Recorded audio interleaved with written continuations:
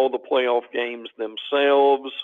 The home games still are going to be, and the first round games played on campuses. That still is something that they are talking about, revenue distribution.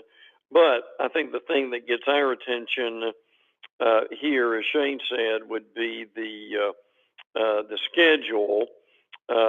First round games, and this would be 2024, scheduled to be played the third week of December. The one game on Friday night, 3 on Saturday. The quarterfinals are going to be scheduled around New Year's Day. What they're trying to do is trying to keep from having conflict with the NFL during that time. So 3 quarterfinal games expect to be played on New Year's Day, the other on either New Year's Eve or the day after during that time.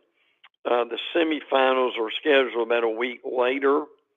Depending on the year, next year, it would be the weekend of January 10th through the 12th is what they're looking at.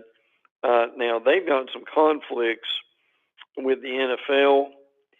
So the semifinals, believe it or not, or may very well be played on Thursday or Friday nights. Now, they're still going to have the championship game, for whatever reason is beyond me, to remain on a Monday. They really need to change that. Now, there's still week 0 talk, Shane. They're still trying to decide here, do we start week 1 actually when week 0 would normally start? That's going to be important because if they do that, the rivalry games will be played the weekend before Thanksgiving, and the championship games will be played on Thanksgiving weekend. So, look, I know it almost takes a roster to figure all this out, but that just gives you a little example of what they're dealing with this week. Facebook Live brought to you by Meldon Law. Alan asked, he says, welcome back, Shane. What are you guys thinking? Where are these first few quarterbacks going, referring to tonight's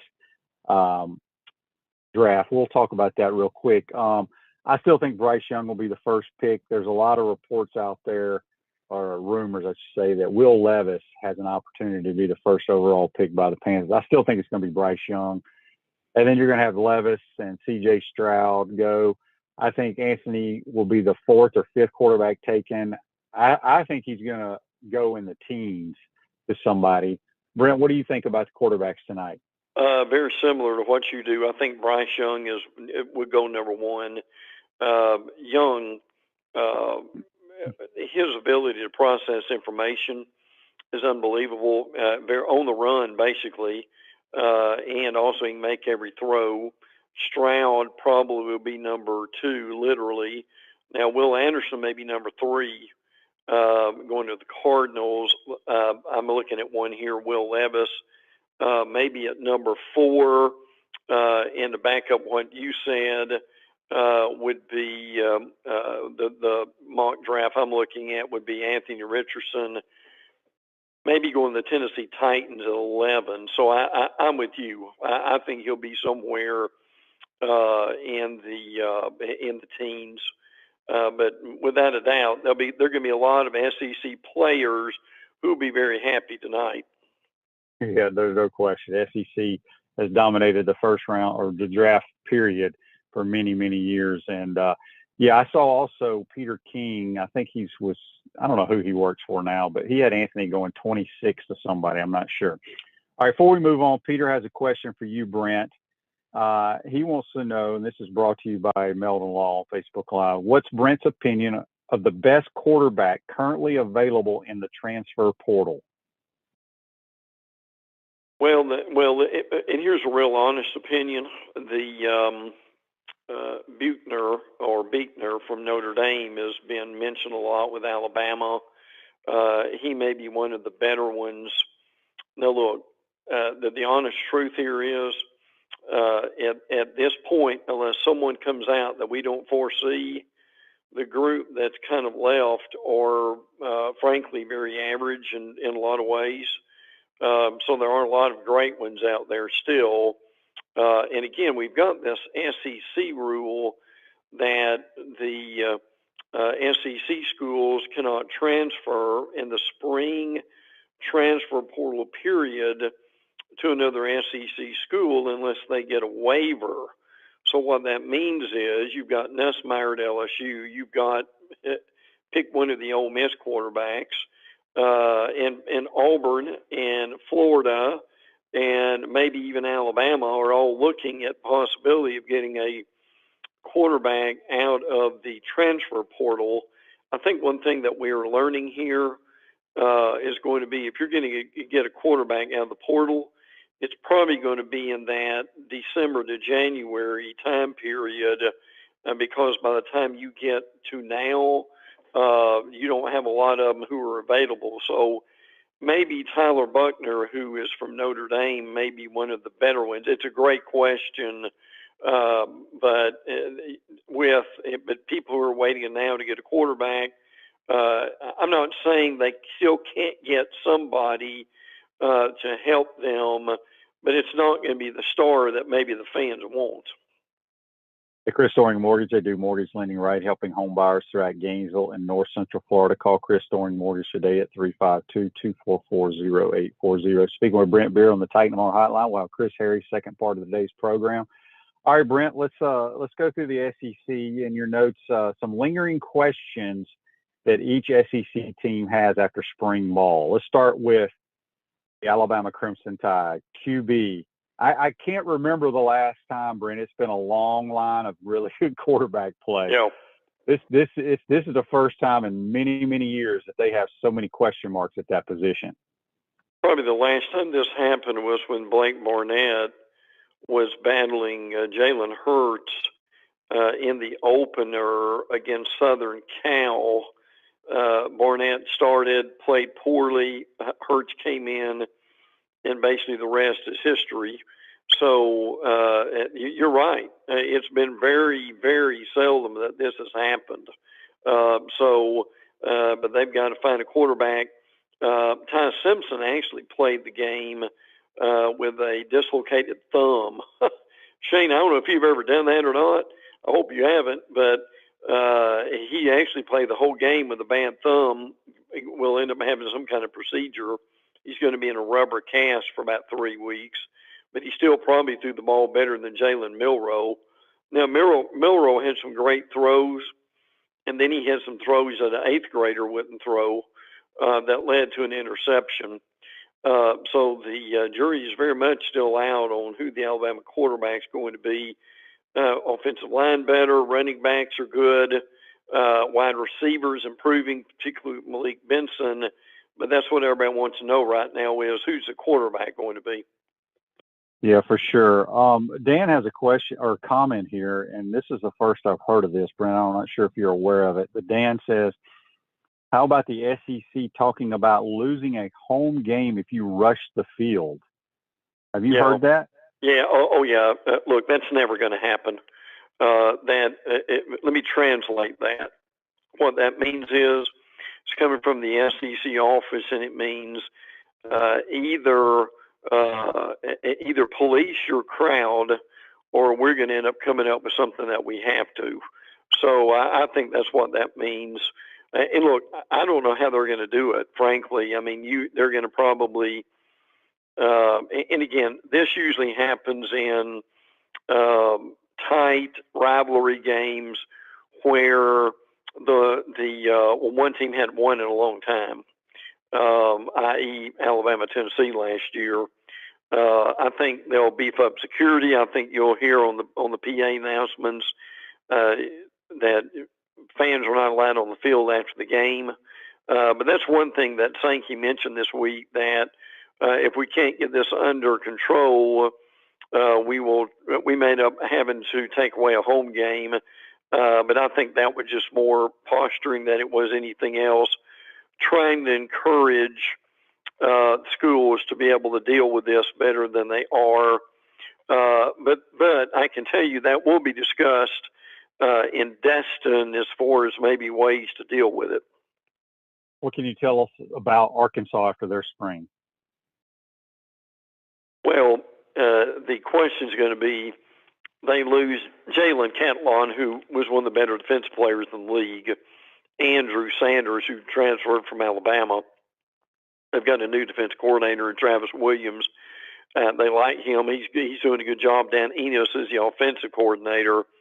So the question is, who's going to be the better defensive player? Maybe Landon Jackson, who had a really good spring game, too. So, but that's huge for them, Shane. Frankly, will their defense be better this year than it was last year, where it was an incredible dichotomy of the defensive line was ranked among the best in the nation, and the secondary was one of the worst. You ever heard of a situation like that? No, that's very bizarre, no doubt about it. Auburn, obviously their spring game was played in a downpour. They still have some quarterback questions. I don't think there's anybody that they can add in the portal now that can come in. And I mean, we're only a few months away from playing football. What do you think is going to happen? Are they going to go with Robbie Ashford? Maybe. Now, Tyler Buchner, who is visiting Alabama, the Notre Dame transfer, he is in the portal now, but by the way, obviously, or he wouldn't be visiting. But he's going to visit Auburn, and he's going to visit Cal. So Alabama, Auburn, and Cal. So there's maybe a chance that could happen. Now, when Buchner signed with Notre Dame, he was the number 6 quarterback in the country and the number 113 overall player. He's from San Diego, which may be a good reason for him to go see Cal and visit his family. But boy, the Auburn quarterback situation, similar to the Alabama quarterback situation, is very much up in the air. The Gators, what would you say the telling point coming out of spring ball? I mean, I know the offense didn't look great, but maybe the defense has improved. What does Brent Beaird think? I think they're very much who they are. I had a chance to go to the spring game, and I think what we saw were all 3 quarterbacks were very average in that game. I think the offensive line is going to be good. I think the running back room is the strength of the team. It certainly hurt them that Xavier Henderson is going in the portal. Hopefully he'll change his mind and stay. But Henderson helped the quarterbacks out during the spring game. And by the way, also Antoine Powell Ryland is going to be exploring transfer options too. And it doesn't always mean when these guys go in the portal they're leaving. They're just looking at their options. But I do hope Henderson comes back. And I still say again that this is a group that this year that could. They're not going to be 9-3, but I do think they could be 7-5, or maybe even 8-4, which would be an improvement. Yep, I'm on record right now. 8-4 would be the worst record they'll have this year, Brent. I look at their schedule. I know people think it's difficult. I don't think it's that difficult. I think LSU and Georgia are extremely difficult games to win. Mm-hmm. Everything else to me is a toss-up. Yeah. The Georgia Bulldogs, the 2-time defending national champs. Any weaknesses on this team coming into the year? No. The Georgia beat writers will tell you that very quickly. I mean, Jalen Carter is going to the NFL, but they will be fine on the defensive line. Even though Bear Alexander is going to USC, people may not have heard that yet, but that's where he is going. Now they got to figure out who the quarterback's going to be, and I think they'll be fine. As far as a quarterback is concerned, they have had some guys who have left. Marcus Washington, their freshman quarterback, they've had 7 players go in the portal, and he is one of those.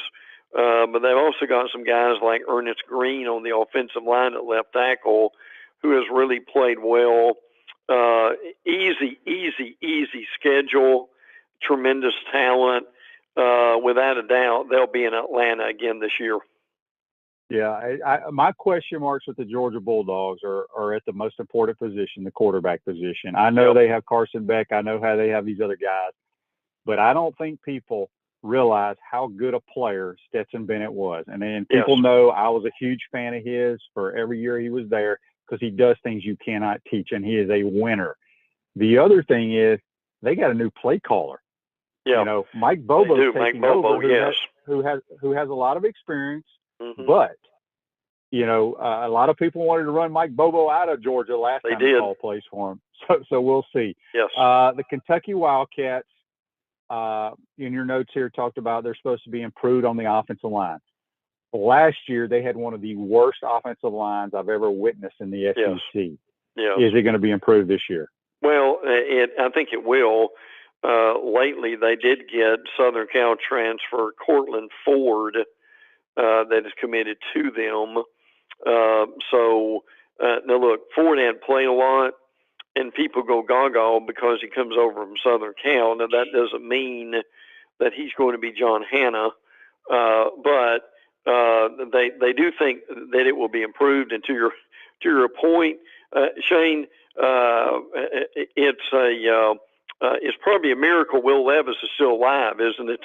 In that he can actually be in the draft after going through what he did with the offensive line last year. Yeah, no doubt. LSU will probably be the favorites when it's all said and done to win the West. What can you tell us going on in Baton Rouge? Well, I can tell you this, in the spring game, I mean, they look like a playoff team. I mean, how do you do that? Well, you do that by, I mean, they were extremely good throwing the ball. Jaden Daniels and Garrett Nussmeier were very impressive during the game. They had a total of 17 players, 9 on offense and 8 on defense, and actually sat the game out. But look, people cannot overlook LSU, and frankly, I think LSU will be picked to win the West over Alabama because of the quarterback situation. And we can't forget, they've got Harold Perkins on defense. That is one of the better players, obviously, in the league. I'm curious what you've seen and heard about them so far, Shane, but I can tell you this, they are, and along with Mason Smith coming back, maybe some of the beat writers said he may be their best player, period, but this is a loaded LSU team, Shane. Yeah, they definitely will be the pick to win the West, and they probably will. What can you tell us what's going on in Missouri? They had a pretty good spring. They ended really early. My Lord, they ended in March. And you've got teams playing spring games this weekend, if you can believe that. Listen, there are about 5 teams who are playing spring games this weekend, and the transfer portal ends Sunday, the next day. So probably not going to be a lot of people transferring in those situations. They like. I think they're going to be pretty good at quarterback. I also want to throw in, besides Brady Cook, they like Sam Horn too.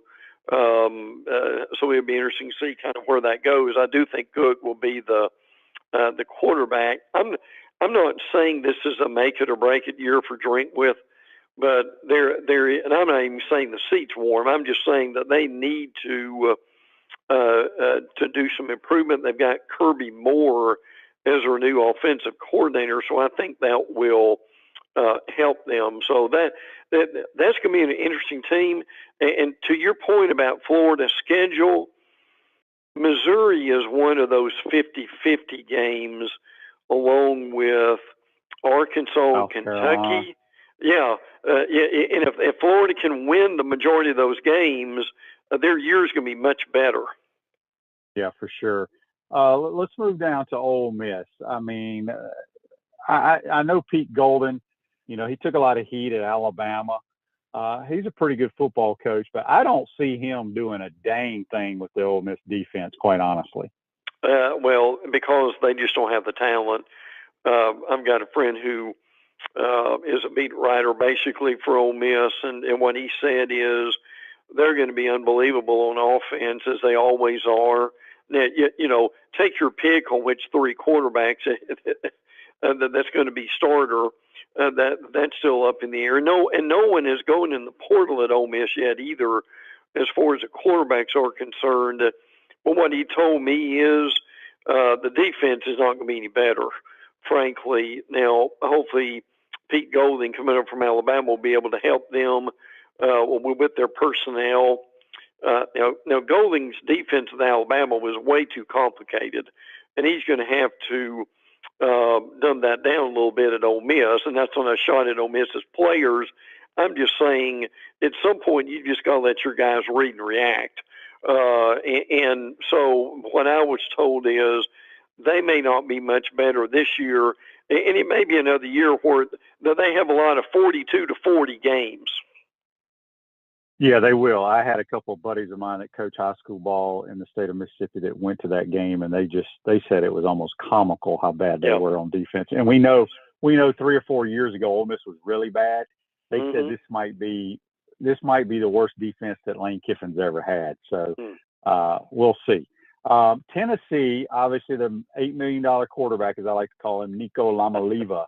I saw some clips of their spring game, and he had a couple of those so-called splash plays, where he scrambled and threw one across the field that you're not supposed to and completed it. People love those type plays. Yeah. And I could be 100% wrong, Brent, but we know Josh Heupel he calls good plays. They got a good scheme. He does. I just don't know how consistent they're going to be at the quarterback position this year. Hendon Hooker was so consistent. I think you're going to see some really bad play, and you're going to see some flashes of great play, whether it's Joe Milton or this Nico kid. Well, Milton, I think, is going to be the starter because Nico just, frankly, isn't ready yet. Now, they'll bring him along. I think they'll have a package for him. But to your point, what's going to change for them is their defense. Their defense last year on first and second down was really good, and then on third down, it was one of the worst defenses in the nation, allowing the opponents to convert 52%. That's way too much. And I think that's a valid point. Frankly, they frankly may not be as good this year as they were last year. But again, remember they tailed off toward the end of the year with obviously with Georgia and South Carolina. But point well taken. As for I think they're just going to bring Nico along and Joe Milton. Who's got one of the strongest arms. Now, look, Joe Milton on his knees can throw it 80 yards, but what I've learned from you is that's wonderful, but if you're not accurate, Shane, does it really matter? No, but first of all, you can't throw a ball in the game from your knees. You're down. And the second thing is that's that crap that the general managers love to talk about. But again, you never throw a football over 55 yards in a football game unless it's a Hail Mary. So who really cares how far you can throw it? The Aggies are going to be very intriguing to me because they got the 3 best receivers in the league as a combined group, in my opinion. Is Bobby Petrino, has he been given the entire offense to call? Is Jimbo going to stay out of it? He did during the spring. He stayed out of it. Now, will he do it during the year? I don't know. Now, I will say this. In their spring game, they were tremendous offensively. Now, the thing you and I have talked about is, everybody's saying, that this will never work. Well, the thing Shane and I have said is, what if it does? Because, look, Petrino, and he's not a guy you probably have lunch with, but Petrino is one of the better play callers, quarterback developers there is anywhere, regardless of his reputation.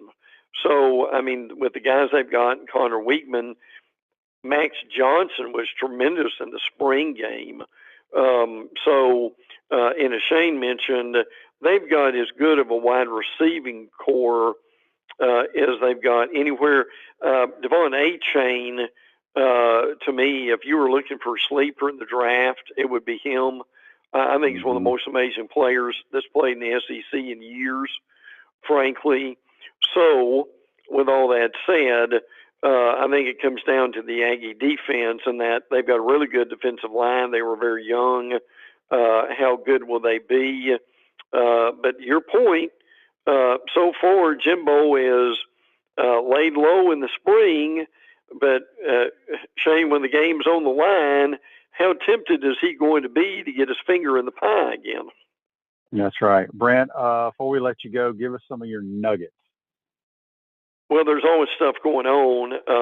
One of the more intriguing things, we'll get into this sometime when we have time. Shane, did you see that IMG Academy was sold to a group in Hong Kong for $125 billion, all cash deal? That's crazy. It is. Endeavor is a company that owns IMG. Listen, IMG has 3 high school football teams plus a postgraduate team. My granddaughter plays soccer up at Fleming Island Soccer Complex, and they actually, the 2 or 3 times when I've been up there, they've got a bus that a rock group would be proud of that carries these teams around. And you know more about them than most people, but Shane, it is an amazing outfit, is it not? As far as what they do and how many teams they've got. So that was a mind blower to sell that thing for that much money. Yeah, I don't quite understand. Yeah, IMG is great. I'm so against IMG Academy though, yeah, Brent. When it comes, I understand that. A lot of people are. When I was growing up, IMG was for the parents that are overseas. When you had a really good tennis player or a really good golfer, you sent them there to train. I am so against high school kids going to IMG. Play with your damn kids you grew up with and have fun. It just makes zero sense to me. Any other nuggets before we get out of here? Well, keep in mind the transfer portal is still open, and it will be open until Sunday. So there still may be some last-minute things that go on. Also, and don't forget too that they have approved the rule about the clock will run after first downs in college football. That changed a rule that had been in place for about 50 years. Now, what they still got to approve is the rule about teams calling consecutive timeouts and the penalties at the end of the first and third quarter. So they've got about a third of that done already that will be in place for this year. But the other last 2 things that we mentioned, that may not be in place yet. So we'll watch and see where that goes. So still a whole lot of different things going on. But Shane, we're delighted that you're back, and man, there's going to be a bunch going on. And at one final note, Braden Davis from South Carolina, he was in the quarterback room. He is transferring out, but he was a young guy, didn't really get much time. Didn't look like he was going to get much time, so he decided to go somewhere else. And Derek McClennan from Florida State has committed to Colorado. People wonder where he was going, and the Colorado situation we could talk about that for about 10 minutes, but we don't have the time. Yeah, that's right. Well, Brent, have a great weekend. We'll talk to you next week, my man. We'll look forward to it, bud. Take care. That's Brent Beaird. Join us on the Titan Tomorrow Hotline. Take a quick time out. Come back. We'll be joined by FloridaGators.com Senior Writer Chris Harryl. You're watching and listening PodUp with Matthews in the Morning from the Crime Prevention Security. We want to take this moment to thank our sponsors who keep the show going and pay the bills. Our premium sponsors are Crime Prevention Security Systems, large enough to serve you, small enough to care. Titan MRI, Gainesville's only locally owned and operated MRI facility. Meldon Law, the only official injury and accident law attorneys of the Florida Gators. Peaceland Dental, Gator Nation's first choice for dentistry in Port Charlotte. Comfort Temp, comfort is our business, peace of mind is our promise. Campus USA Credit Union. QC Kinetics. Live pain-free with QC Kinetics. Dave & Buster's. Eat, drink, play, and watch. Our Gridiron sponsors are Auto ER, UF Bookstores, Celebration Point Town Center, Chris Doring Mortgage, Silverback Concrete Co., Ruse Ogre State Farm Insurance, Doreen Wibby, Realtor Caldwell Banker, MM Parish. Our touchdown sponsors are Adams Ribs, Gator Dominoes, Celebrate Primary Care, Gator Bait Media, Okido America, Style Cuts, Ironwood Golf Course, Big Mills Cheesesteak, McDonald's of Gainesville, 84 Lumber, Tropical Smoothie Cafe, Aver and Smith, Dowling Signs, Baker's Sporting Goods, Silver Q Billiards and Sports Bar. If you're interested in promoting your business on the show, call Freddie at 352-284-3733. If you like what we're doing here, make sure to follow us and support the businesses that support us. Hi there, this is Coach Steve Spurrier, and I want to let you know that by popular demand, Spurrier's Gridiron Grill's delicious brunch is now served in a premium buffet. You have spoken, we have listened, and we're now serving Gainesville's only elevated buffet, complete with an omelet station, ginger sage chicken sausage, shredded short rib, and of course our chicken and waffles. Plus, you can enjoy bottomless mimosas and Bloody Marys. So join us every Saturday and Sunday from 11 to 3 for the best brunch in town.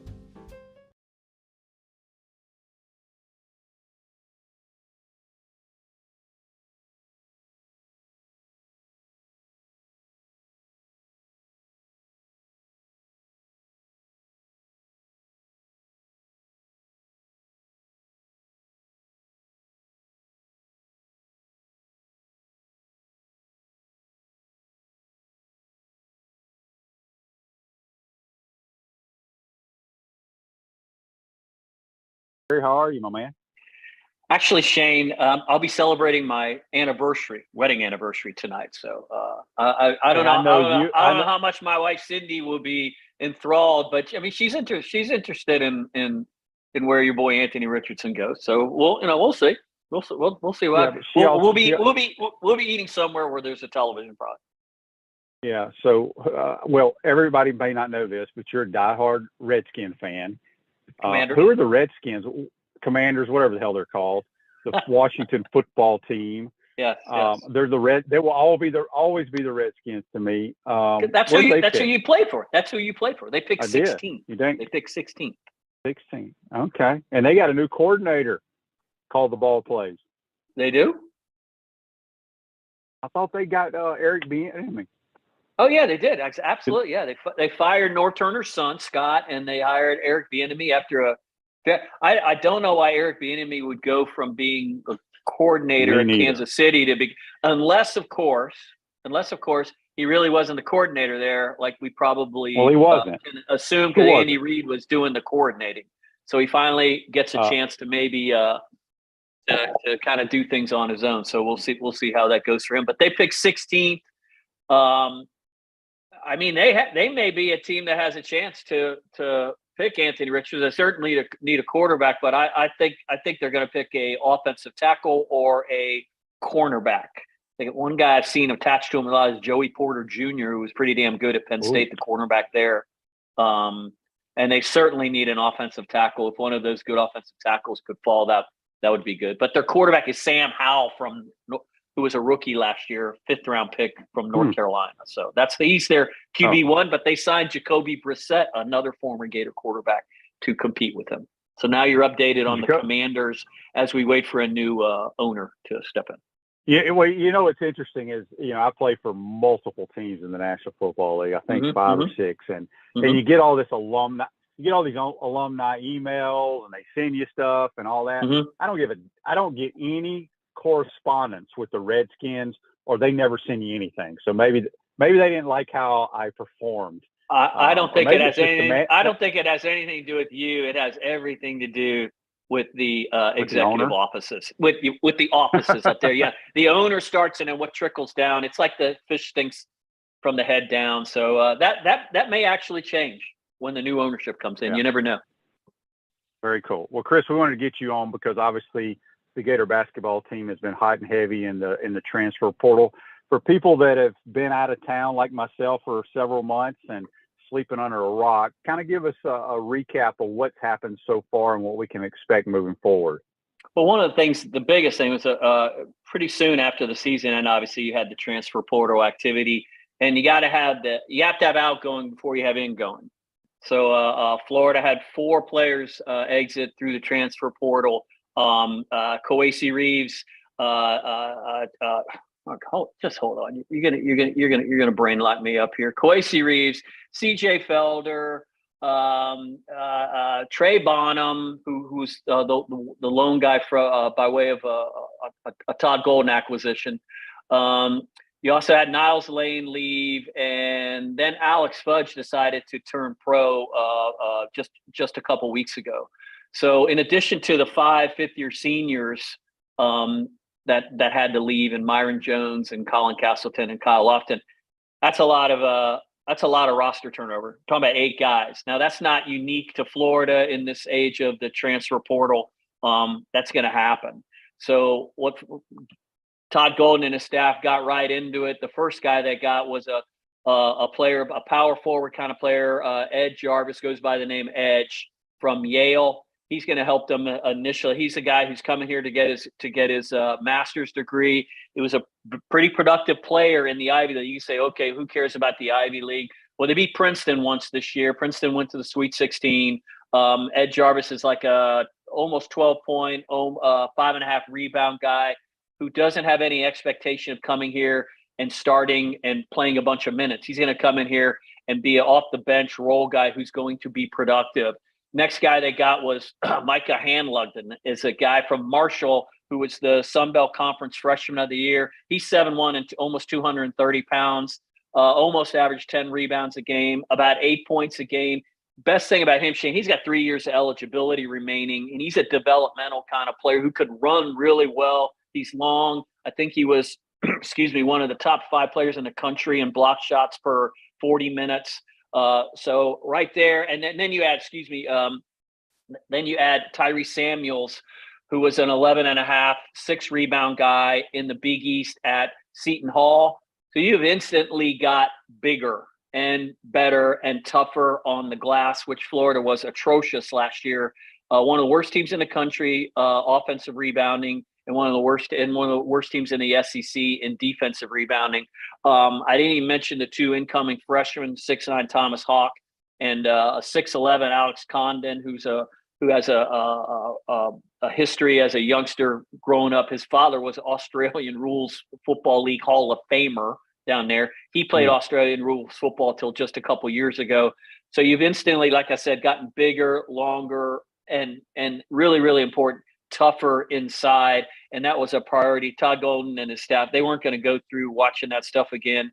It was bad all season with Colin Castleton. Obviously, it got worse when you lose a 6'11", 240-pound all-league player, and so they fixed that. Now on the perimeter, or they believe they've addressed that to their liking. On the perimeter, they added Walter Clayton Jr., tough nose, Florida-bred kid who has played the last 2 years for Rick Pitino up at Iona. He was the MAAC Player of the Year there.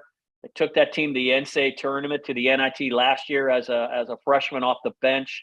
16 points a game, almost 17 a game, 40% from 3. Good defender, decent passer, just a guy with who knows how to play, and they believe he is the biggest game changer in this among these transfer guys. That'll guard from North Texas. He was the MVP of the NIT. He was the Player of the Year in Conference USA, the league that produced Florida Atlantic, by the way. And he will make a decision next week between Texas, Kansas State, Ole Miss, and Florida. They're hopeful on that front, but they need to address more scoring on the perimeter. That kid's plan A, and they hope to have some, and obviously they have a plan B, but they have 3 scholarships still hanging out there right now. So that's what I was going to ask. So they have 3 scholarships still left. Mm-hmm. What is the window for basketball, the portal? Because we know that the football portal after spring ball, I think, is closing this weekend. How does it work for basketball? I believe they have there's a couple more weeks. I wouldn't be surprised, like after this way. There's still time. There's still time. There's still some guys that will duck in to the portal now. And coaches now they spend all season watching other people's tape now, not just to scout, but look at players that may not be happy or that they hear through the grapevine or will be looking to transfer. And now it's so weird now, Shane, as you know. I mean, a guy like Hunter Dickinson, everything at Michigan, everything was built around him. When the season ends, he goes in the portal. He's going to see how much money he can make, and just the way the NCAA has established the rules. Why wouldn't they do that if this is the direction until the whole thing self-corrects or until the NCAA corrects it itself? This jumping around and everything. Do you remember Omar Payne, by the way? Yeah, is he still playing college ball? He played here as a freshman. He was on that right team with freshman class with Trey Mann and Scotty Lewis that Mike White signed. That was, I think, top 10 signing class in the country, like anywhere from 6 to 8. He came here, then left, went to Illinois. Then he went to Jacksonville. I heard yesterday he's going to UCF this year. So he'll have 4 schools in 4 years. So this is kind of what and he's an extreme example, but he's not the only 4 year. I saw somewhere where some guy whose first year, I saw a tweet about it yesterday. There's some guy who's trying to get his 8th year of eligibility to play this year because something happened early in his career at Coppin State. He only got to play like 3 games a year over a 3-year period because of some injuries. And the NCAA is always going to be afraid of getting sued. So they keep, signing off on some of this stuff. I don't know about 8 years, but that's just the way it is now. But to go to your original point, Florida's main concerns: get better on the glass and find guys that can put the ball in the basket. They believe that they've checked a few of those boxes. They still want to check, especially that offensive shooting and some perimeter scoring. But right now, remember, they got Riley Kugel coming back. An important thing about his return, obviously, he was the best player on the team over the last 10 games. He showed up here in August last year because he had to get some things cleaned up before he was eligible to enroll and what have you.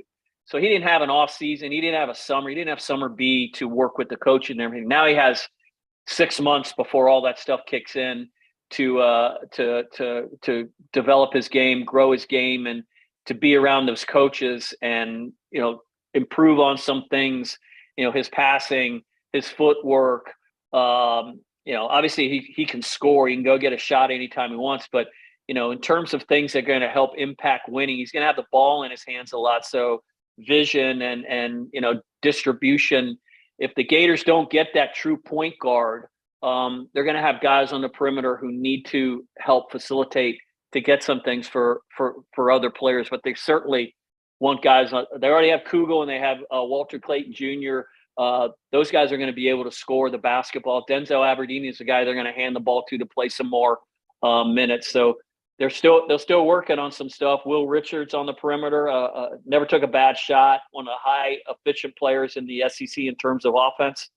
So it's a better looking team on paper, but you know what on paper means. Yeah, Rose Ogre State Farm Office is a team of dedicated insurance professionals ready to help life go right with the right insurance options for you and your family.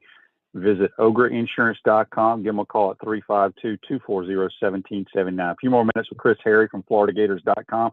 We got a text here, Chris, on the Titan Mar text line from Todd. It's very long, so I'm going to paraphrase here. Speaking of the all season, he wants to know what the next few months the basketball team does. And then secondly, were you surprised that Dusty May stayed at FAU? Well, the first one, the off season is really not an off season. I mean, they're allowed except I believe it's 20 hours a week once summer A starts to work with these guys. So they have organized individual sessions. They'll have one day of all big work and stuff, and then they have the guards come in, and of course this is all mixed in with weightlifting, and they meet with the coaches and they go over film. There's off season. I remember John Gruden used to say the off season is where you capture your team, and the off season is where guys get better. And it's a different kind of getting better. As you know, I mean, so OTAs were an important part of football. I assume you would agree with that when you were playing in the National Football League, Shane. But so much can happen. And then the freshman class, which will come in right now it's two guys in Condon and Houck, the two up close, or excuse me, up front court players. They can arrive in summer B, and they'll immediately, get in the gym and get in the weight room and what have you. Why didn't Dusty May get a job? Well, frankly, Dusty May's teams played so deep in the season, all the good jobs are gone. What jobs were open for Dusty May to take at the time? I mean, and team, I think the best one was Penn State. I don't think that's a great basketball job. They had a good year, and they've been good the last few years, but they also just hired a new coach, or excuse me, that job, that wasn't one. I think Dusty May, he bet on himself. He's got a lot of those guys coming back, and he bet on himself that there will be another job open next year. And right now, the way people look at him nationally, he'll be one of the good free agent coaches, one of the top free agent coaches on the market when the next year's coaching cycle starts rolling around, I would think, next year. Yeah. Last thing for you, another text from Jim on the Titan MR text line. Chris, what is going on with the Gator softball team? You know as much about that as I do. I mean, it's obvious. Well, normally I would, but I haven't been here. Well, you got to get people out. You got to get people out. I mean, they went to Tennessee last week. Tennessee scored 30 runs in 3 games. They had I want to say, was it 7-3 lead in one game, or 9-3, I think, and lost 11-10. They had I want to say 5-1 lead in the third game and ended up losing that game. I tell you what, Skylar Wallace, isn't a pitcher. She's hitting like 600, I think, in the SEC. She's playing like a first team All-American, but I mean, they haven't had a ace pitcher since and I'm not bashing on Elizabeth Hightower. She's been really, really good. She was all SEC, and she's been here, and this is her 5th season or whatever. But they haven't had that killer on the mound since Kelly Barnhill left, in 2019. So they got 2 of those kind of pitchers coming in next season, but we're in this season right now, and you got to play for the players you have right now, and so they're hitting the ball decently, but you got to get players out, man. Yeah, good point. Because I've been gone, and they only got one more series at home, and I'm gonna get out there this weekend. But so the big top, I think it was the top recruiting class in America with White Chocolate's daughter. Is she on this team or coming in next year? No, they'll be here in the fall.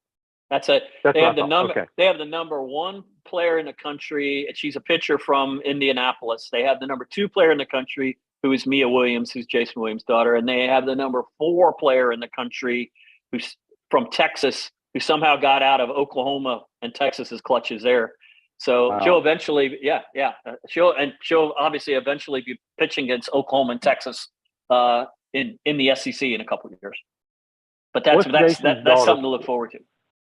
What positions does Jason Williams' daughter play? I think she can play everything, but she's primarily a shortstop. My guess is she'll get here next year, maybe play in the outfield or something like that. But she can hit the softball, and that's something.